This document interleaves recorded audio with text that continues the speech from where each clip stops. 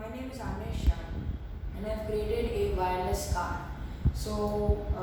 The circuit over here is the controller, which has the joystick to control the car.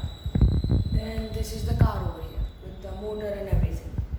So below these are batteries which power the Arduino and the transmitter respectively. And under here is the battery for the receiver which powers this.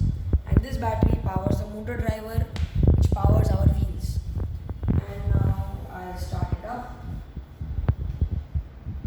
First I turn on the Arduino. Okay, it's on. Put this wire over here. Transmitter on. Plug in the motor driver and receiver. So now forward, backwards, left and left. You can see that I'm doing this.